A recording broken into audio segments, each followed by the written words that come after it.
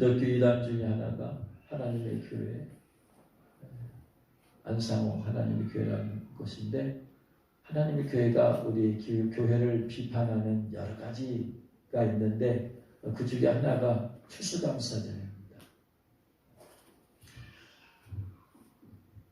성경이 한국 교회가 지키는 추수감사절이 있느냐 하면서 그들은 성경을 가지고 얘기하면서 추수감사절은 없다.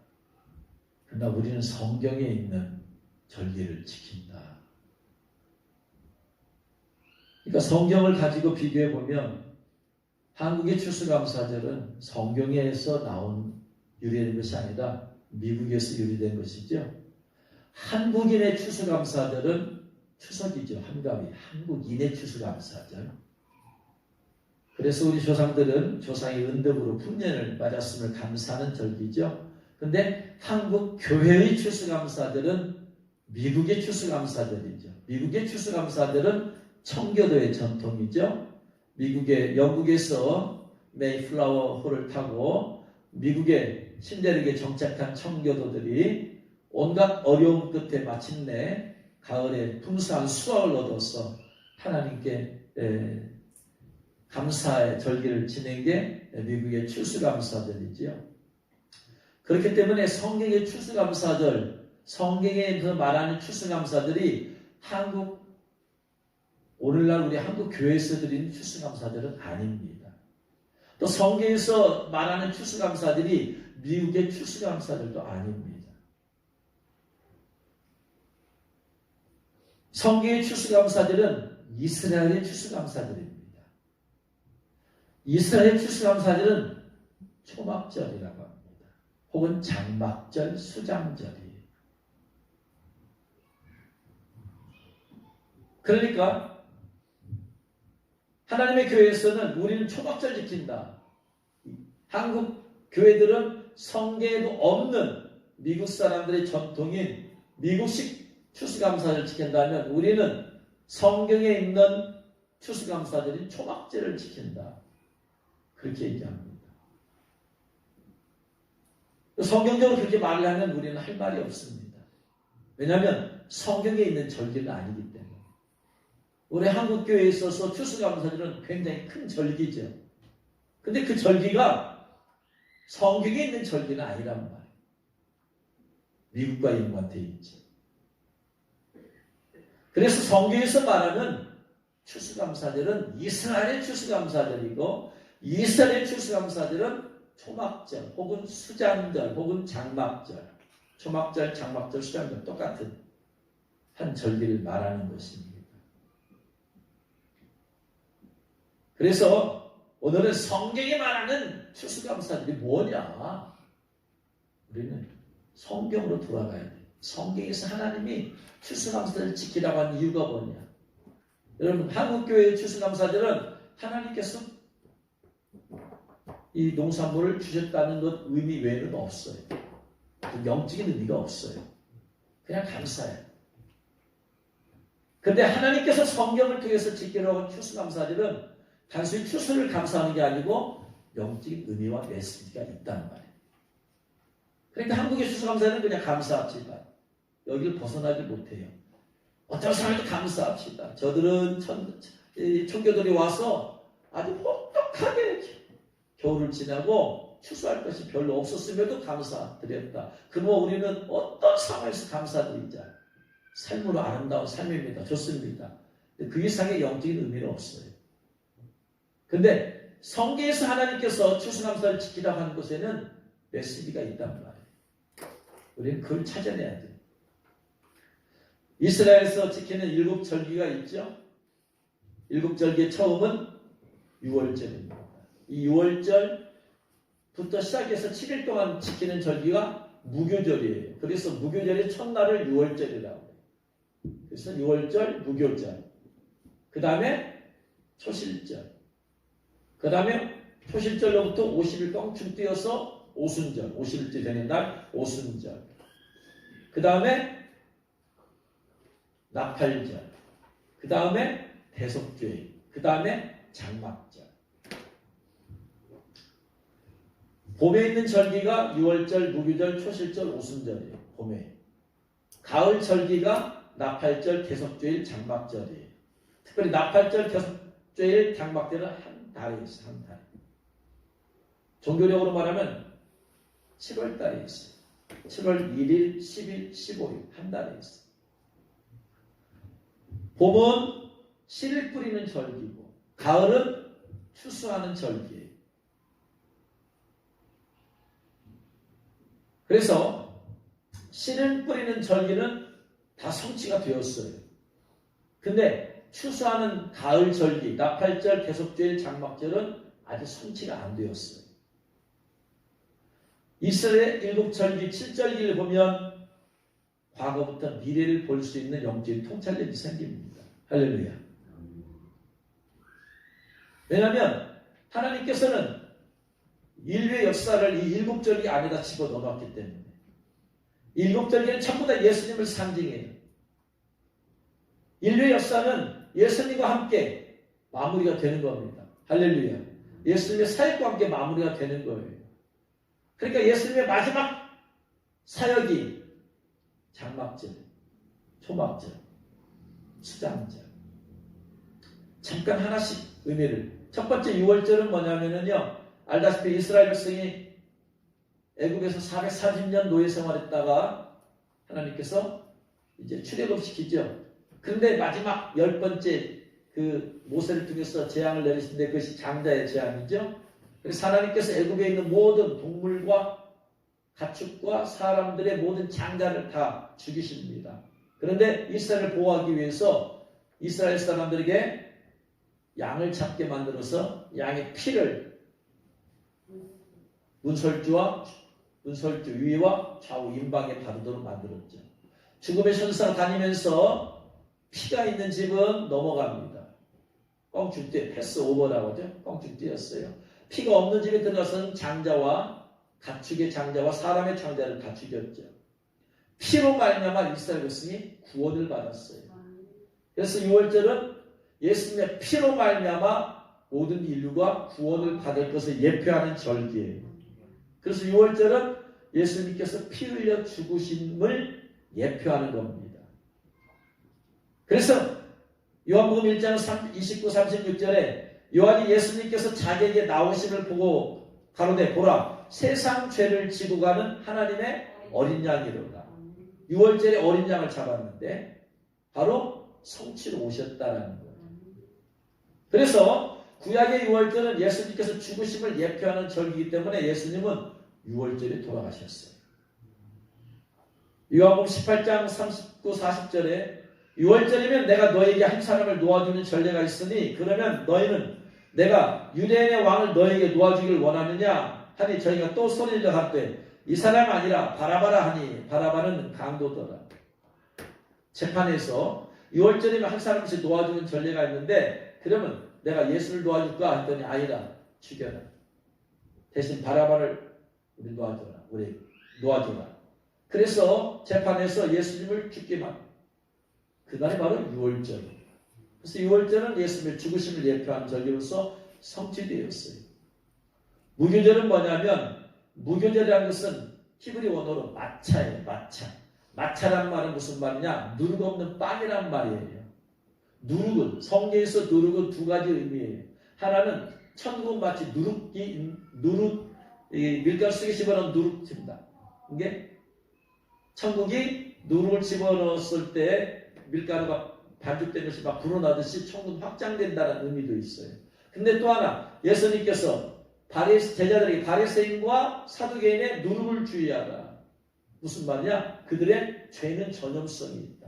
천국도 전염성이 있지만 죄도 전염성이 있다. 그래서 성경에서 누룩은 죄의 상징이기도 해요. 근데 누룩 없는 빵이다. 죄가 없는 빵. 그래서 예수님은 죄가 없으신 분이시다. 그래서 무교절에 누룩 없는 빵은 죄가 없으신 예수님을 예표합니다. 할렐루야. 그런데 이 마차라는 말은 마차치에서 유래했어요. 마차치라는 말은 무슨 말이냐면 빨다 장내 지내다 묻어두다 이 말이에요. 빨다 장내 지내다 묻어두다. 그러니까 예수님은 마차라는 말을 통해서 죄 없는 예수님을 상징하기도 하지만 마차치에서 유래했기 때문에 예수님은 묻어두다. 예수님을 장례 지내다. 그래서 예수님께서 무덤에 3일 동안 계심을 예표해요. 그래서 이스라엘 백성은 이 무교절에는 누룩이 없는 빵을 먹도록 하나님께서 그렇게 하셨죠. 그래서 이 무교절은 바로 예수님께서 무덤에 누워 계신 것을 상징하더라. 그 다음에 있는 절기가 초실절이죠. 초실절은 뭐냐면 이스라엘 백성이 가나안 땅에 들어갔어요. 그전에는 농사를 지을 수가 없어. 계속해서 이동해야 되기 때문에. 근데 가나안 땅에 정착하게 되니까 농사를 지을 수 있게 되었어요. 그래서 가나안 땅에 들어가서 농사를 지었어요. 그 농사 짓고 나서 첫 곡식을 추수해서 하나님께 감사드린 절기예요. 첫 곡식. 이스라엘에 처음에 추수하는 것이 뭐냐면은 이스라엘 우리로 말하면 3, 4월에 추수하는 게 뭐예요? 보리예요. 보리. 그래서 그들이 가장 먼저 추수하는 게 보리인데 보리를 추수하고 나서 하나님께 드리는 절기예요. 근데 이 초실절은 드릴 때 그냥 드리는 게 아니고 이 단을 흔들어서 드려요. 흔들어서. 이스라엘엔 4가지 중요한 제사 방법이 있어요. 하나는 불에 완전히 태워버려요. 화제라고 해요. 두 번째는 흔들어서 드려요. 하나님한테. 하나님 흔들어서. 흔들 요자를 써서 요제라고 해요. 어떤 제사는 하나님께 높이 올려드려요. 들것자 써서 거제라고 해요. 어떤 것은 그 재물 위에다 포도주를 부어요. 그래서 전제라고 해요. 이것의 의미는 뭐냐? 불로 태워서 드리는 거. 화제는 완전히 태우기 때문에 아무것도 재만 남아요. 그래서 헌신을 상징해요. 화제는. 두 번째, 요제는 흔들어. 우리가 언제 사람을 흔드느냐? 자는 사람 깨울 때 흔들어요. 그래서 성경은 죽음을 잠잔다라고 말해요. 그래서 흔든다는 얘기는 죽은 예수님의 깨어나도록 죽은 예수님이 부활하심에 대한 것을 말씀해요. 거제라면서 높이 들어 올려요. 예수님께서 승천하심을 상징하는. 그 다음에 재물 위에다 포도주를 부어요. 사도 바울이 내가 전제와 같이 부음을 받은 날이 가까웠다. 이 말은 사도 바울이 죽을 날이 가까웠다. 이 말이에요. 그래서 전제는 죽음을 상징해. 그래서 헌신을 상징하는 완전한 헌신을 상징하는 화제, 잠자다 깨는 부활을 상징하는 요제, 승천을 상징하는 거제, 그 다음에 죽음을 상징하는 전제, 다 예수님하고 연결되어 있죠. 그런데 초실절은 요제로 드린다고 그랬어요. 무슨 말이냐? 예수님께서 잠자는 자들의 첫 열매가 되셨어. 그래서 초실절은 잠자는 첫 열매를 드려요. 요제로 드려요. 첫 열매, 요제, 부활. 그래서 잠자는 자들의 첫 열매가 되셨다라고 고린도서 15장에서 말해요. 그래서 예수님은 초실절에 부활하셨어요. 할렐루야. 마태복음 28장 5절 6절에 천사가 여자들에게 일러 가로되 너희는 무서워 말라. 십자가에 못 박히신 예수님을 너희가 찾는 줄을 내가 아노라. 그가 여기 계시지 않고 그의 말씀하시던 대로 살아나셨느니라. 와서 그의 누우셨던 곳을 보라. 자, 요일로 따지면 예수님께서는 금요일에 돌아가셨어요. 6월절 금요일. 그 다음에 토요일, 주일, 3일 주일째 새벽에 부활했죠. 그래서 5일날 우리가 부활절, 주일날 예배를 드리고 있어요. 마가복음 16장 9절에 예수께서 안식 후 첫날 이른 아침, 안식일이 금요일부터 토요일이죠. 토요일날 그 다음날, 주일날 이른 아침에 살아나셨다. 그래서 바로 초실절은 잠잔 자들의 첫 열매이신 예수님을 상징합니다. 할렐루야. 예수님의 죽으심 6월절, 예수님의 장사 지내심 무교절, 예수님께서 부활하신 초실절, 예수님의 일생이죠.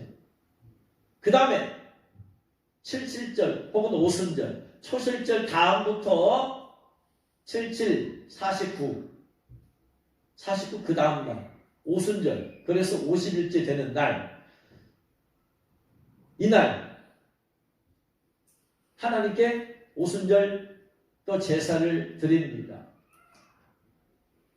이 오순절은 밀추수를 감사하는 절기예요. 3, 4월은 보리추수, 5, 6월은 밀추수예요. 밀추수. 그래서 밀을 추수하면서 그러면서 드리는 절기인데 이것은 바로 이 밀추수하는 절기인 오순절에는 그전엔 누룩 없는 제물을 드리는데 이날에는 누룩 있는 제물을 드리도록 허락해 하나님께서. 누룩이 있는 제물을 드려요. 레위기 23장 17절에 너희는 처소에서 에바 10분의 1로 만든 떡 2개를 가져다가 흔들지니 이는 고운 가루에 누룩을 넣어서 구운 것이에요. 여러분 무교절 같은 때는 누룩 있는 빵을 먹으면 끝처리다 죽으리라 그랬어요. 절대로 누룩 있는 걸 먹으면 안 돼. 근데 오순절에는 누룩 있는 것을 드리래요. 고운 가루에 누룩을 넣어서 구워라 그랬어요. 누룩은 죄의 상징이에요. 부패의 상징이에요. 근데 왜 누룩을 넣은 걸 드리도록 했느냐? 이 오순절은 성취된 것이 바로 우리가 잘 알다시피 사도행전 2장 1절로 4절이에요. 오순절 날에 이미 이름에 저희가 한 곳에 모였더니 하늘로부터 급하고 강한 바람 밑에 소리가 있고 저희 위에 불의 혀같이 갈라진 것이 보여 저희가 다 성령의 충만함을 받았다. 오순절 날에 봤더니 성령의 충만함을 받았어요. 그러므로 오순절은 무엇의 상징이 예표다? 성령 강림절의 예표예요. 그러면 왜 이 성령 강림절에 왜 누룩이 있는 떡을 드렸느냐? 오순절 날에 성령이 임하시고 나서 원래는 하나님께서 이스라엘 백성들을 택하셨어요. 이스라엘 백성은 누룩이 없는 빵과 같은 거예요. 이방인은 누룩이 있는 빵과 같은 존재예요. 하나님께서 이스라엘을 선택하셨기 때문에. 그래서 이스라엘이 선택했지만 이스라엘이 예수님을 거부함을 통하여서 구원이 이스라엘에서 누구로 넘어갔어요? 이방인에게 넘어갔어. 그래서 성령이 임하셔가지고 어디까지? 이방인에게 복음이 친 거지. 물론 이스라엘도 구원을 받기는 받지만 주로 이방인 추수, 복음 전도와 추수가 되더라 이 말이에요. 이방인은 누룩이 있는 존재예요. 그래서 선교가 이방인에게 넘어갈 걸 예표함을 하시려고 누룩이 있는 것을 드리라고 한 거예요. 근데 또 떡을 2덩어리 드려요. 양도 2마리 잡아요. 왜 떡을 2개를 드리느냐? 떡 하나는 이스라엘, 떡 하나는 또 이방인. 양 2마리. 한 마리는 이스라엘을 위해서, 한 마리는 이방인을 위해서. 그래서 에베소 2장 18절에서 이렇게 말하고 있어요. 이는 예수님의 말미암아 우리 둘이 성령 안에서 아버지께 나아가면 어떻게 하려 하십니다. 우리 둘이 둘. 이스라엘도 하나님께 구원받고 나가지만 구원이 이방인에게 넘어왔기 때문에 그들이 거부함을 통해서 대부분의 구원의 역사가 이방인에서 나타나기 때문에 둘이요. 둘. 그래서 떡도 2, 어린 양도 2마리 바치게 되어 있어요. 박윤선 목사님의 에베소 이 주석에서 유대인이나 이방인이나 다 함께 그리스도의 공로로 말미암아 한 성령을 받아 하나님과 교통하는 은혜를 얻는다. 그래서 오순절은 성령이 임하심을 통하여서 이방인에도 복음이 증거되지만 이스라엘에도 복음이 증거되지만 주로 이방인에게. 그래서 지금은 성령 시대, 지금은 이방인이 구원받는 시대예요.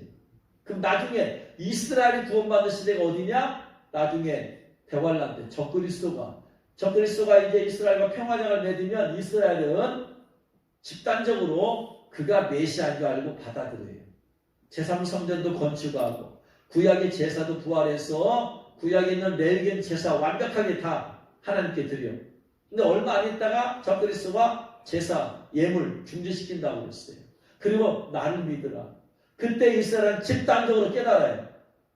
우리가 메시아로 생각했던 그가 적그리스도구나. 우리의 메시아가 누구냐? 예수 그리스도가 메시아구나. 하고 나서 7년 평화제와 가운데 후 3년 만에 이스라엘이 집단적으로 하나님께 돌아와. 그때가 이스라엘 마지막 추수예요. 그래서 땅끝까지 복음이 증거되는 것은 복음의 시작은 이스라엘에서 시작됐기 때문에 땅끝까지 복음이 증거되면 예수님이 다시 재림한다고 했죠. 그래서 계속해서 3바퀴 돌다가 땅끝이 어디예요? 이스라엘이죠. 이스라엘. 그래서 대환란 때 이스라엘 사람의 14만 4천이 구원받은 것과 동시에 예수님의 추수사역은 완전히 끝을 맺게 되었죠. 그래서 계속해서 복음은 서진 해다가 마지막 이게 어디로 돌아온다? 땅끝이 어디다? 이스라엘이다. 그래서 이스라엘 땅끝까지 복음이 증거되면 예수님이 뭐 하신다? 재림하신다. 그래서 예수님의 재림의 마지막은 이스라엘 구원이다. 할렐루야. 깨달으시길 주 여러분 축원합니다. 이렇게 인류 역사의 복음과 할렐루야 인류 역사를 깨달아야지 미래를 보는 눈이 열린다. 할렐루야. 그래서 오순절은 성령 강림절이에요. 그렇게 함으로써 이제 이방인에게 복음이 넘어가서 그래서 지금 성령의 시대다. 할렐루야. 은혜의 시대다. 할렐루야. 이게 봄에 있어. 6월까지 끝났어. 그 다음에 가을은 추수의 시기. 추수의 시기. 추수할 때 가장 먼저 나오는 절기가 이제는 나팔절이다. 나팔절. 나팔절은 뭐냐면요. 가을 추수의 첫 수확을 하나님께 드리는 거예요. 가을에 있어서 첫 수확. 보리나 밀은 봄 추수예요. 그런데 가을 추수의 첫 수확은 나팔절에 드리는 것이다. 그래서 나팔절은 한국의 추석과 비슷해요. 당시에 종교적으로는 7월 1일, 민간적으로는 그 당시 이스라엘 흘렀던 민간적으로는 1월 1일, 우리나라 달력으로는 양력으로는 9월 10월. 이스라엘의 종교력과 양력은 약 2, 3개월 차이나. 7월이니까 여기는 2, 3개월이니까 9월 10월이에요. 양력으로 9월 10월. 근데 그들이 하나님이 말씀하신 게 6월절을 첫 달로 삼으라고 했잖아요. 첫 달이 삼기 전에 그들에게도 있었어요. 그것을 민간력이라고 해요. 그래서 이스라엘에서는 제일 먼저 뭐가 있었다? 민간력이 있었고 그 다음에 하나님께서 6월절과 함께 6월절 그 달을 1월로 삼으라. 이것이 종교력이에요. 그 다음에 이제 올라오는 것은 양력이 생긴 거예요. 이스라엘은 세 가지가 있어. 우리는 두 가지가 있잖아요. 양력과 음력이 있지만. 그래서 그 당시에 종교력으로는 7월 1일, 민간적으로는 1월 1일. 민간적으로 1월 1일이라는 것은 뭐냐면 우리나라 말은 뭐다? 신정이다. 새해가 시작돼요. 그래서 이 나팔절은 뭐냐면은요, 성출이 나갔어. 이제까지 네 가지, 6월절, 무교절, 초술절, 오순절은 다 성취가 되었고, 아직 성취가 안 된 절기가 나팔절, 대속죄일, 장막절이다. 그러면 이 나팔절이 뭔가 봤더니 사도 바울이 데살로니가 교회 성도들에게 보낸 편지에 이게 나와. 4장 16, 17절에 주께서 호령과 천사장의 소리와 하나님의 나팔로 하나님의 나팔로 친히 하늘로 쫓아 강림하게 하시리니 그리스도 안에서 죽은 자들이 먼저 일어나고 그 후에 우리 살아남은 자도 저희와 함께 구름 속으로 끌어올려 공중에서 주를 영접하게 하시리니 그리하여 우리가 항상 주와 함께 있으리라. 나팔절은 데살로니가서 4장 16, 17절에 주께서 호령과 천사장의 소리와 하나님의 나팔로 친히 하늘로 쫓아 강림하시리니 예수님께서 공중에 강림하신대.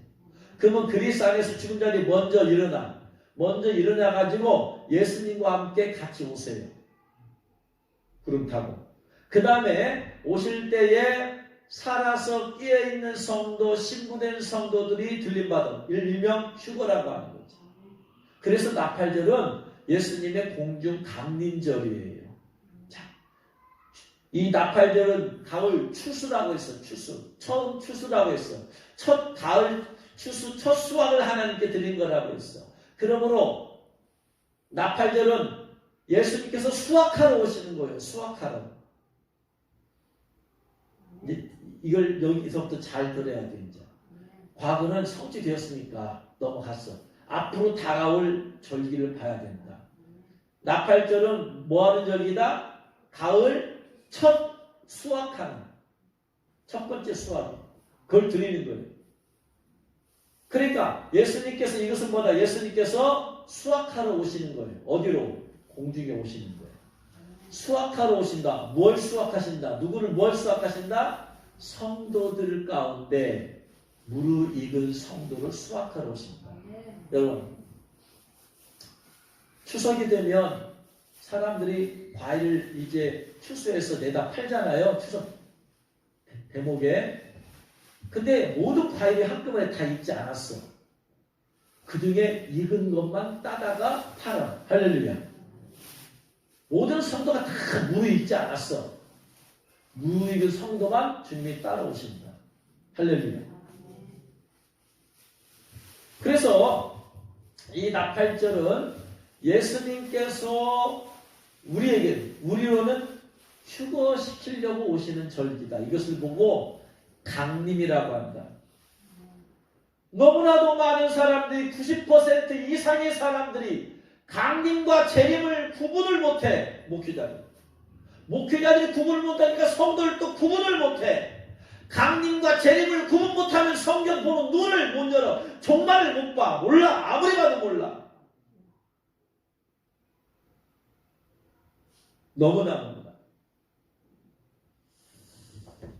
얼마 전에 제가 이 유튜브를 우연히 봤는데 제시카 윤 목사님의 세 권 책을 쓴 제시카 윤 목사님의 그 책을 읽고 비판하는 목사님, 자칭 선교사, 중국에 있다 선교사 왔는데 교회를 또 설리고 유튜브로 막 해. 얼마나 그 책이 잘못됐다고 영이 잘못됐다고 까는지요. 도대체 이 양반은 뭐길래 이렇게 까는가 가서 들어봤어.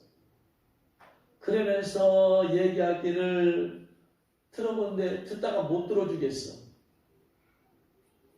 강림과 재림을 구분을 못해.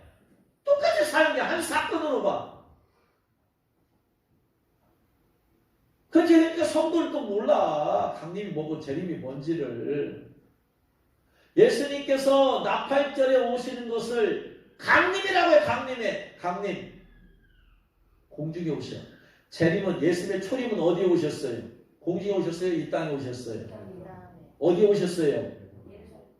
예루살렘, 이스라엘에 오셨어요. 이스라엘. 그럼 재림도 공중에 오신다? 이 땅에 오신다? 어디에 오신다? 이스라엘에 오신다.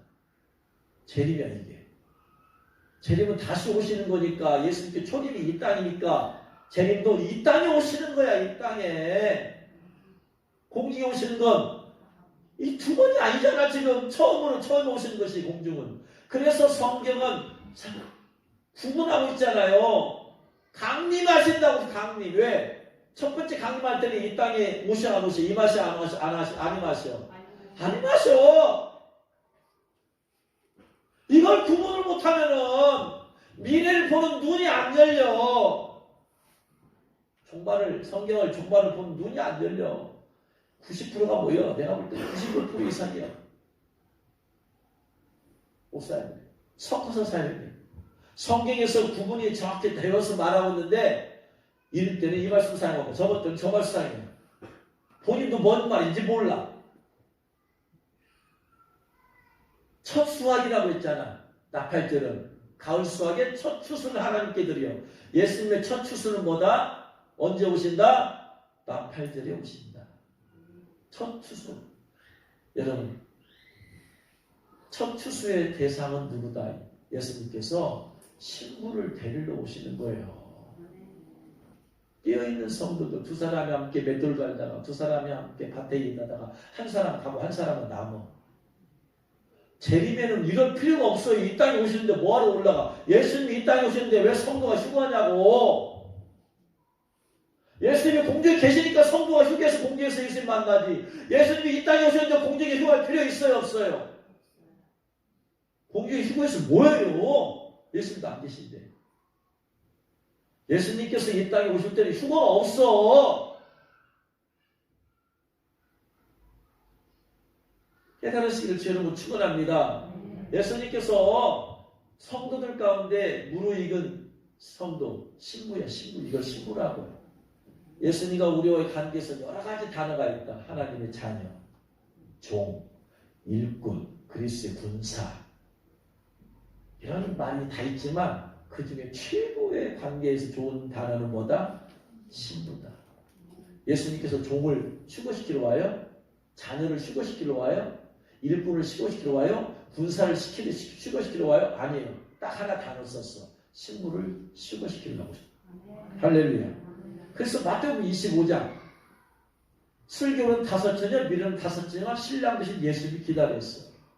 기다리는데 슬기로운 5처녀는 등과 함께 성에 기름 부음이 있고 미련한 5처녀는 등은 있는데 기름 부음이 없어. 그러니까 예수님의 오심을 기다린다고 다 휴거되는 게 아니라 이 말이야. 자격을 갖춰야 된다. 자격을. 성령 충만한 기름 부음이라는 자격을 갖춰야 돼야지 들어갈 수 있어. 그래서야 준비해 성령 충만한 기름 부음을 나중에 문 열어줬지만 안 됩니다. 그래서 나팔들은 첫 추수야. 첫 추수. 그래서 나팔들은 1월 1일 민간적으로 1월 1일 새날이 시작되는 거예요. 새해가 시작되는 거예요. 죽은 사람이 공중에 예수님과 함께 새로운 날을 시작하는 거 어떻게? 예수님과 함께 천국에 들어가는 거예요. 거기서 새날을 맞는 거예요. 할렐루야. 이것이 바로 강림이다. 강림. 그래서 강림은 추수야. 추수. 첫 번째 추수다. 첫 번째 추수. 무르익은 성도, 거룩함과 정결함 가운데 신부 예복 입고 있는 성도. 그리고 나면 이 땅에는 대환란이 시작된다. 이제. 진짜 성경에 말하는 대환란이 시작돼요. 큰 환란, 계시록에 말하는 큰 환란. 창세 이전에도 없었고 이후에도 없을 대환란이 시작됩니다. 그러니까 성경을 보면서 이게 지금 강림 얘기인가 재림 얘기인가 구분을 해야 된다 이 말이에요. 그래야지 여러분이 신앙생활을 정확하게 할 수가 있어요. 그 다음에 있는 절기가 대속죄예요. 대속죄. 대속죄는 뭐냐면은 이스라엘에게는 속죄 제사가 있고 속죄 일이 있어. 속죄 제는 뭐냐면 하나님의 말씀을 어겼을 때 깨달았어. 깨달을 때마다 무시로 항상 언제든지 드릴 수 있어요. 수시로 드려졌어. 이게 속죄 제야. 언제든지 드려. 속죄 일. 대속죄는 1년에 하루야. 7월 10일. 이날은 뭐냐면은 속죄 제를 드리면서 회개해서 죄 용서 받는다고 했지만 까먹은 죄들이 있을 거 아니에요. 죄인지 알지 못하고 넘어갔던 죄가 있잖아. 그날에 이때까지 지었던 모든 죄를 싹 다 용서해버리는 거예요. 이게 속죄 일이야. 1년에 한 번. 그래서 완벽한 사죄를 하는 거예요. 완벽한 용서. 대속죄. 그리고 나서 있는 게 마지막 절기가 오늘 제가 말씀드리려고 하는 장막절, 초막절, 수장절이다. 장막절, 초막절, 수장절은 뭐냐면은 추수를 마무리하면서 감사하는 절기예요. 마무리. 추수의 시작은 뭐였다? 나팔절이었어. 추수를 마무리해서 이제 마무리해가지고 알곡은 곳간에 절이 드리고 쭉정이는 불로 태워버리는 흔히 말하는 성경에서 말하는 타작마당이라고 하는 것이 바로 어느 때이냐? 장막절. 왜냐하면 여러분 추수 다 하고 남은 것들 어떤 것들은 단으로 묶어버리잖아요. 그렇죠? 볕땅 같은 거 묶어버리잖아. 묶어가지고 싹 태워버려. 알곡은 곳간에 드리고 나머지 쓸모없는 것들은 싹 불로 태워버려요. 그래서 레위기 23장 41절에 첫날에는 너희가 아름다운 나무 실과와 중로나무 가지와 무성한 가지와 신의 버들을 취하여 7일 동안 즐거워하다. 왜 초막절이라고 하느냐? 이스라엘 백성은 1년에 3번 모든 남자는 1년 7절기 가운데 3절기는 반드시 예루살렘 성전에 왔다 가야 돼. 그게 첫 번째 유월절, 그 다음에 오순절, 그 다음에 장막절. 모든 남자들은 반드시 왔다 가야 돼. 유월절, 예수님의 죽으심, 그 다음에 오순절, 성령 강림절, 그 다음에 장막절, 추수 마지막 날. 그래서 전국에서 수많은 사람이 몰려들어. 그럼 예루살렘 안에서 다 그들이 먹고 자고 할 수 있어요? 숙박시설 돼요? 안 돼요? 안 돼. 그래서 그들은 아무 데서나 텐트 같은 거 만들고 살 수 있도록, 그래서 거기서 나뭇가지로 얽히고 설켜서 초막을 만드는 거예요. 초막으로 풀로 나뭇가지로 해서 만들어서 거기서 일주일 동안 지내는 거예요. 그래서 초막제라고 하는 거예요. 그래서 마치 이스라엘 백성이 광야 생활에서 텐트 저것다 폈다 하면서 그렇게 해서 있었던 걸 상징하죠. 그래서 마지막 추수야, 마지막 추수. 이거 끝나고 나면 이제는 겨울 동안은 안식이에요, 안식. 그래서 마지막 성도들을 추수하는 거예요. 추수는. 이스라엘의 추수감사절은 뭐와 연관되느냐? 단순히 음식, 과일 추수로 감사하고 끝나는 게 아니라 하나님의 메시지는 뭐가 있다? 이것은 무슨 추수다? 성도 추수다. 성도 추수. 그래서 성도 추수의 첫 번째가 나팔절이고 성도 추수의 마지막이 바로 장막절이다. 마태복음 3장 7절 이하에 3장 7절 이하에 보면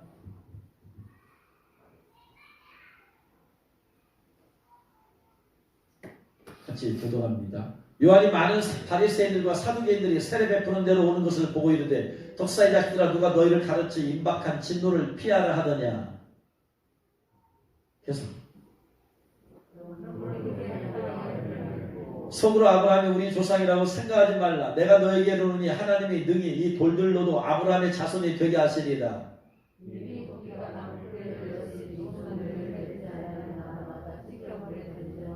나는 너에게 회개케 하기 위하여 물로 세례를 베풀었거니와 내 뒤에 오시는 이는 나보다 능력이 많으시니 나는 그의 신을 들기도 감당하지 못하겠노라. 그는 성령과 불로 너에게 세례를 베푸실 것이요.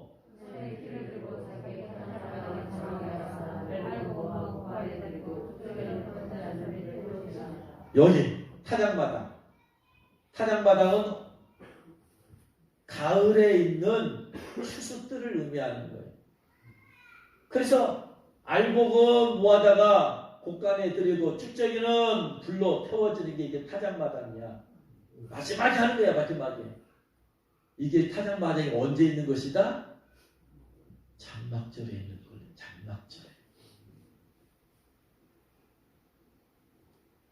그래서 그 얘기가, 타작마당 얘기가 요한계시록 14장 9절 이하에 나와요. 9절부터 20절까지가 타작마당 얘기야. 지금 쉽게 말하면 장막절 얘기예요. 계시록 14장 9절 이하부터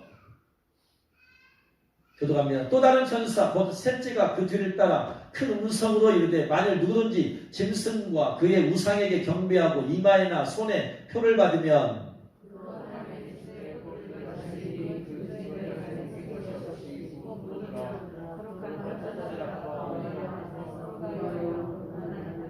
아멘. 보세요. 짐승과 우상에게 경배하고 이마에나 손에 표를 받으면 뭘 마신다? 하나님의 진노의 포도주를 마시는데 하나님의 진노의 포도주의 내용이 봤더니 뭐라더라? 10절 끝머리 불과 유황으로 고난을 받으니 불과 유황을 말하는 데는 어디를 말한다?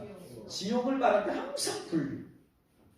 그러니까 누구든지요. 예수님 믿고 구원받은 사람도 우상에게 경배하고 이마에나 손에 표를 받으면 어디 간다? 지옥 간다.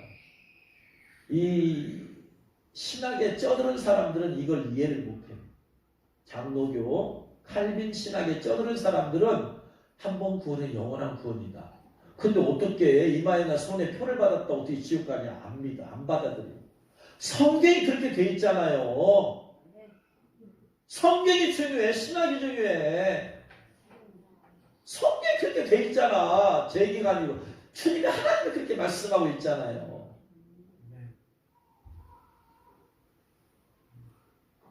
이게 바로 이제 우리가 잘 아는 666표다 이 말이야. 666표의 가장 큰 핵심은 뭐다? 666표의 가장 큰 핵심은 이게 666표냐 아니냐 알 수 있는 가장 핵심적인 기준이 뭐다? 매매예요, 매매. 근데 왜 어떤 사람들은 백신이 666이라고 하냐고. 백신에 무슨 매매 기능이 있냐고. 근데 백신 맞으면 왜 하나님이 너는 하나님 모른다고 하셨다.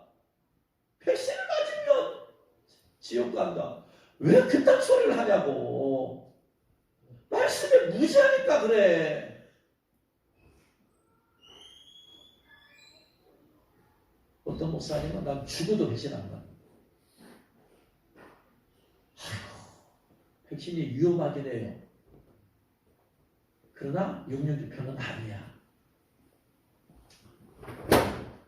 그래서 웬만하면 안 맞는 게 좋죠. 그러나 어쩔 수 없이 맞아야 될 상황이 있는 사람이 있어.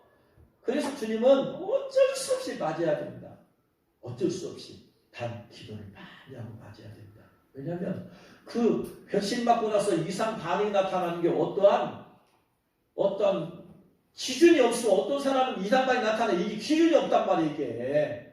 도대체 멀쩡한 사람이 이상 반응 나타나 죽기도 하고 이거 그래서 위험한 거야. 위험한 거. 근데 어쩔 수 없이 맞아야 되는 사람이 있어요. 그때는 기도를 많이 하고 맞아요. 이게 피해직하고.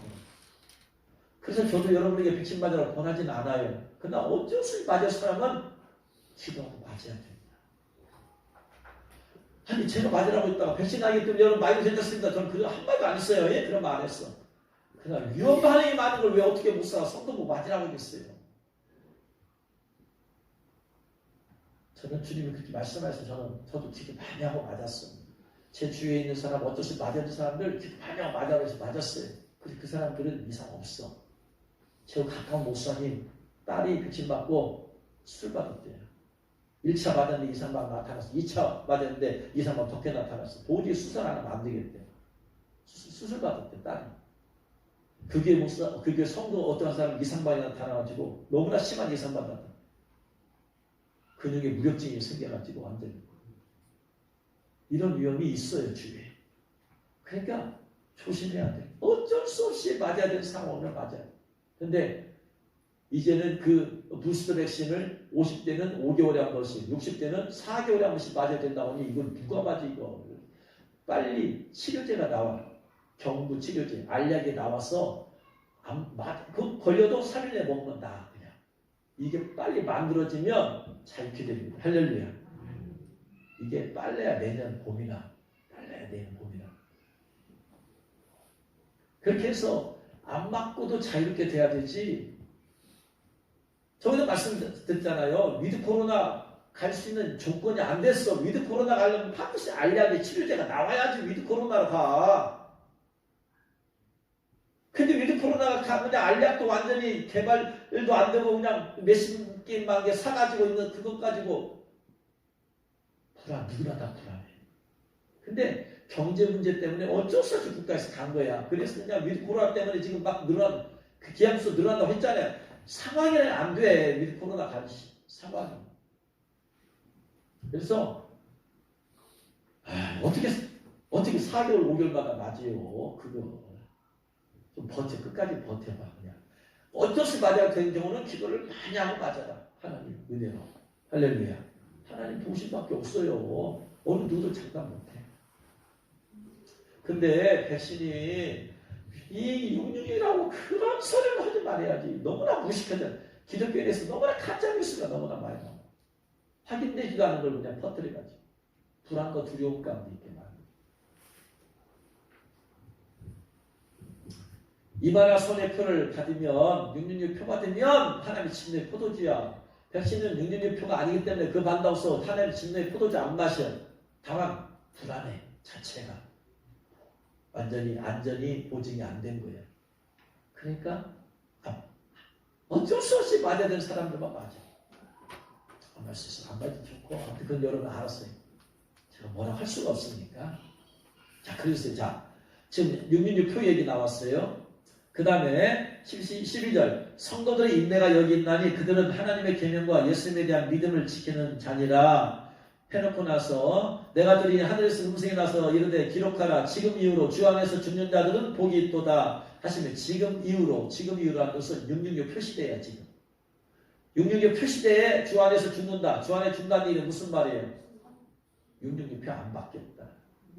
그때가 되면 666표가 의무가 된다. 의무가 돼. 법적으로 의무가 돼. 그러면 그때 666표를 안 받으면 법법자가 된다. 심지어 죽이려고까지 한다. 그래서 666표 안 받아 죽는 자도 있다 이 말이요. 주 안에서 죽는 자란 바로 그들이야. 대환란 시대 주 안에서 죽는 방법은 666표 안 받는 방법. 그것밖에 없어요. 그것 때문에 순교하는 것밖에 없어. 보세요. 14절 이제. 내가 보니 흰 구름이 있고 구름 위에 인자와 같은 이가 앉으셨는데 인자와 같은 이가 앉으셨다. 누구예요? 인자예요. 인자. 예수님이에요. 그 머리에는 금별령가 있고 그 손에는 예리한 낫을 가졌다. 낫 가지고 뭐 하는 거예요? 낫. 추수하잖아. 낫으로. 지금은 다 기울어지면 그 낫으로 하잖아. 낫을 가졌어요. 추수하려고 좀. 또 다른 천사 성전으로부터 나와 구름 위에 앉으시니 예수님을 향하여 큰 음성으로 외쳐 이르되 주님의 낫을 휘둘러 거두소서. 땅의 곡식이 다 익어 거둘 때가 이르렀습니다. 곡식 추수하라는 얘기예요. 다 익었대. 구름 위에 앉으시니가 낫을 땅에 휘두르며 땅의 곡식이 거두어지니라. 거두어져서 추수했어요. 이게 지금 장막절 얘기예요. 이게 장막절이에요. 그 다음에 보니까 또 다른 천사가 하늘에 있는 성전에서 나오는데 역시 예리한 낫을 가졌더라. 이건 이 똑같은 예리한 낫인데 이 낫은 누가 가졌어? 천사가 가졌어. 앞부분은 누가 가졌고? 예수님이 가졌어. 예수님 추수야. 윗부분은. 밑에는 지금 천사가 예리한 낫이야. 또 불을 닫으려는 다른 천사가 제단으로부터 나와 예리한 낫 가진 자를 향하여 큰 음성으로 불러이르되 내 예리한 낫을 휘둘러 땅에 포도송이를 거두라. 그 포도가 익었다. 이것도 추수야. 근데 봤더니 천사가 낫을 땅에 휘둘러 땅에 포도를 거두어 어디에다가? 하나님의 진노의 큰 포도주 틀에 던졌어요. 앞부분에서는 곡식을 거두었어. 여기서는 걷어다가 휘둘러서 땅에 포도를 거두어서 하나님의 진노의 포도주 틀에. 진노의 포도주 틀. 14장 10절에 진노의 포도주가 뭐예요? 14장 10절 진노의 포도주. 그도 하나님의 진노의 포도주를 마시느니. 진노의 포도주 누가 마셨어? 19절에 짐승과 그의 우상에게 경배하고 이마에나 손에 표를 받으며. 진노의 포도주는 누가한테 임하는 거다? 666 표 받은 사람한테 하는 거예요. 그러니까 이 두 번째 추수는 누구를 향해서 하는 거야? 표 받은 사람을 통해서 하는 거야. 여기 두 번째 예리한 낫. 첫 번째 예리한 낫은 예수님이 곡식 추수고 두 번째 예리한 낫은 추수해서 어디다 갖다 집어넣는다? 하나님의 진노의 큰 포도주 틀이다. 이건 뭐다? 어디 보내려고 한다? 지옥 보내려고 한다. 여기서 추수가 달라져. 똑같은 추수인데 알곡과 쭉정이를 다. 이게 세례 요한이 말했던 타작마다 아니야. 알곡은 모아 곡간에 저장하시고 쭉정이는 모아 불에 태우시라. 하나님 진노가 뭐다? 불에 가는 거잖아. 이게 두 번째 추수야. 그래서 서다라 목사님 책에 추구가 두 번 있다. 여기서 죽임을 당한 사람은 그런 추구. 이게 두 번째 추구예요. 물을 익었어. 첫 번째 휴거는 못했어. 왜냐하면 물을 익지 않았어. 거룩하고 존경하지 않아. 믿음은 있었어. 믿음으로 나름대로 열심히 살려고 했는데 신부 예복을 입을 정도로 거룩하면 못 살았어. 그러니까 대화를 넘기는 거예요. 대화를 통해서 회개하면서 그러면서 거기서 내가 666표 안 받고 내가 죽으면 죽으리라 해가면서 신앙이 무르익어. 그랬을 때 대환란 끄트머리쯤에서 이들이 죽임을 당해. 표 안 받으니까. 저 그리스도가 죽이는 거야. 죽었을 때 그들의 영혼은 첫 번째 부활 대상에 들어간다. 할렐루야. 이때 두 번째 추수가 있어. 그러니까 휴가는 두 번 있다. 서다란 목사 책에서. 그리고 표 받은 사람들은 하나님의 진노의 큰 포도주처럼 넘긴다. 그래가지고 요 끄트머리가 이제 그 다음에 이때 이제 무르익은 자들, 이때 무르익은 자들이 휴가잖아요. 휴가하고 나서 그 다음에 대환란 끄트머리까지 가. 대환란 끄트머리까지 갔다가 나중에 예수님이 끄트머리에 재림하신다. 이 땅에. 할렐루야. 이 땅에 재림하시는 목적이 뭐다? 양과 염소를 나누고 심판하기 위해서 오셔. 그리고 나서 어떻게 한다? 이 땅에서 천년왕국에 들어간다. 할렐루야. 재림의 목적은 이 땅에 오셔서 결국 천년왕국을 이 땅에서 펴시기 위함이다. 할렐루야. 강림의 목적은 데리고 가시는 거예요. 천국으로. 왜냐하면 그 전에 신부 예복 입고 거룩하고 경계에 살려고 이미 숱한 고난 다 받았어. 몸부림치면서 그냥 회개하고 했기 때문에 천국 데려가시오. 그 다음에 거기에는 못 미쳤어. 그런 사람이 휴가되지 못하고 남으니까 이제 막 회개하고 막 하면서 그러다가 보니까 이제 14장 오니까 무르익어. 주님이 추수하는 거예요.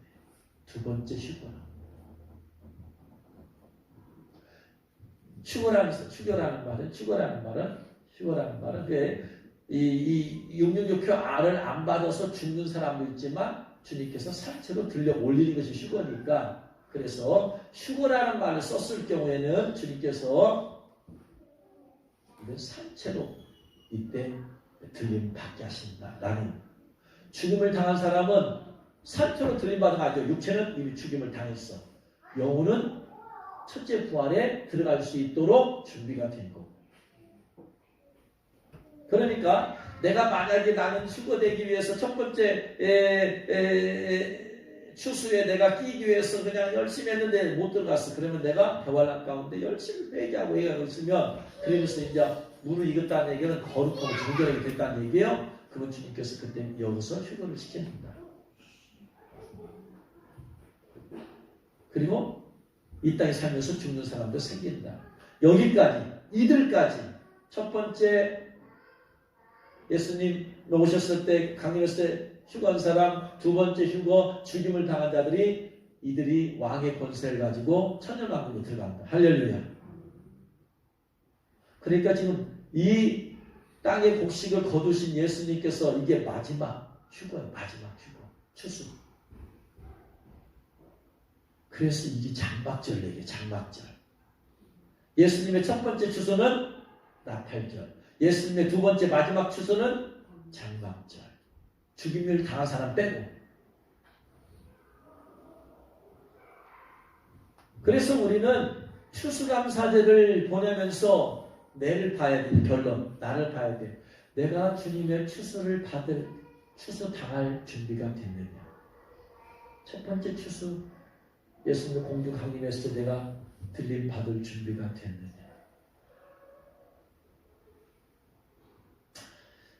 그 전에 제가 여러 번 책을 쓰려고 했어요. 기도도 하고 했는데 주님이 허락을 안 해요. 제 생활 가운데, 삶 가운데 수많은 기도가 초자연적인 하나님의 음성이 들려진 것들, 그걸 다 들으면서 주님은 살아계심을 증거하려고 한 마음 먹고 책도 글도 좀 써보고 글도 써서 정리도 하고 했는데 책을 내는 걸 주님 허락을 안 하십니다. 그러다가 이번에 다시 또 감동을 받고 주님한테 기도했어요. 주님 다시 한번 이제 왜냐하면 마지막 주님 오시기 전에 내가 사람들에게 마음이 666에 대해서 전하고 싶어요. 알려줘야 돼. 휴거되지 못하면 절대로 베리식 받으면 안 된다. 666표 받으면 안 된다. 이걸 얘기하고 싶어요. 나는 죽어도 나는 주님 없고 떠나가도 책은 남을 거 아니에요. 그래서 난 책을 통해서 사람들에게 근데 밑도 끝도 없이 베리식 받지 말라 하면 사람이 안 믿어. 그런데 내가 그 전까지 주님께서 나한테 초자연적으로 동행해 주시고 음성 들려진 얘기를 밑밥으로 깔아봐.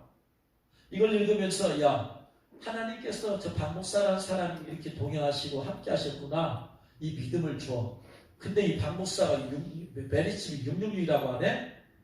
그 사람들 생각을 좀 다르게 할 거 아니에요. 그러기 때문에 하는 거예요, 지금. 밑밥을 깔아놓고 메리칩 받지 마십시오. 666회입니다. 이 얘기 하려고 지금 책의 목적이 이거야. 666 베리칩 받지 마십시오. 주님이 베리칩이 666표라고 분명히 말씀하셨으니까 그거 하려고 책을 써. 그래서 주님이 반드시 휴고에 대해서 얘기 쓰래요. 책이. 반드시 써야 한다. 반드시 베리칩도 써야 한다.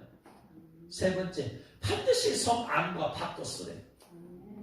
성 안에 들어간 성도, 성 밖에 머무는 성도. 반드시 이 세 가지 써야 줍니다. 그래서 지금 그 마지막 부분 결론을 이걸 써야 되는 부분. 이제까지 한 것은 다시 정리해서 거의 되었고, 휴거에 관한 메시지, 주님이 저에게 휴거에 관한 메시지 준 것들, 꿈을 꾸게 한 것들, 어떻게 하면 휴거할 수 있는가, 이거 조건까지 해서. 두 번째, 메리칩이 666표인가, 이거 왜 받으면 안 되는가. 세 번째, 성 안에 들어간 자, 성 밖에 있는 자. 이걸 성경적으로 해서 이걸 마지막으로 쓸 부분이 남겨져 있어. 그래서 새벽기도 끝나고 젤로 영이 맑을 때 가서 글을 조금씩 쓰고 해서 목표가 올해 겨울에 완전히 마치자. 그리고 교정 봐가지고 내년 빠르면 내년 봄만 책이 나오기 위해서 사람들이 전해야 되겠다 이거야. 예수님의 첫 번째 추수는 바로 나팔절이 있어요. 두 번째 추수는 바로 추수감사절, 장막절이에요. 추수를 마무리하면서 지키는. 그리고 나서 그는 안식에 들어가. 두 번째 추수 장막절에 추수되어진 성도들은 안식에 들어가. 천년왕국에서. 할렐루야. 그래서 우리가 단순히 어떠한 농작물을 주신 하나님께 감사하는 그 단계를 넘어서 예수님의 추수에 대해서 우리를 생각해 봐야 됩니다. 할렐루야. 예수님 오시면 나는 지금 먼저 첫 번째 추수의 대상에 낄 수 있는가? 안 되면 반드시 두 번째 대상에도 끼어야 됩니다. 그렇지 않으면 진노의 포도주 틀에 넘겨지게 됩니다. 원하옵긴 여러분들에게 영적인 통찰력이 있기를 주의 이름으로 축원합니다. 미래를 보는 눈이 열려지기를 주의 이름으로 축원합니다. 그래서 그날을 준비하며 살아가. 주님 오셨을 때 여러분이 기쁨으로 추수되어지는 저와 여러분 되시기를 주의 이름으로 축원합니다.